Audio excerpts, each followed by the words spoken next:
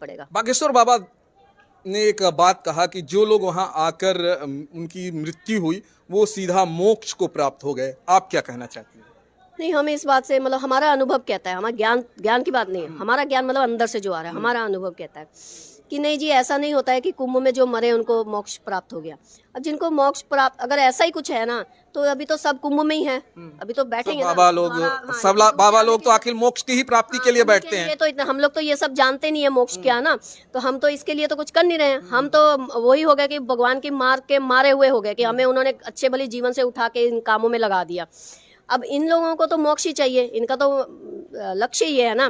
तो इस वक्त तो अच्छा मौका है, कुंभ में तो बैठे हैं, तो सब लोग हाँ इंस्पायर करें ना सबको, अपने चेलों को भी इंस्पायर करो, कूद जाओ उसमें, दे दो जान, तो मोक्ष की प्राप्ति होगी। क्यों देर वेट क्यों करना है फिर? स्क्रीन पर जिस माता को आप देख रहे हैं ये नूर अनंता माता है।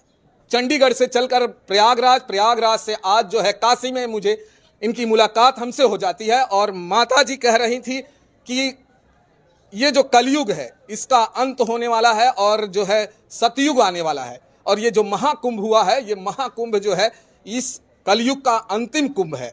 माता जी ने ऐलान कर दिया है और कह दिया है कि अब आने वाले दिनों में पृथ्वी पर बहुत कुछ होने वाला है और कल्कि जो है अवतार लेंगे और वो अपना यहाँ पर खेला दिखाएंगे। क्या माता जी सत्य है? बिल्कुल बिल्कुल सत्य है। दिखाएंगे नहीं, कल की खेला दिखा रहे हैं। ये सारी लीला उन्हीं से चल रही है। मतलब महाकुंभ में स्टार्ट हो गया। जी बिल्कुल बिल्कुल। आपका ये दावा था जो आपने कहा था कि महाकुंभ ये अंतिम कुंभ है कलयुग का, ये सत्य हो रहा है?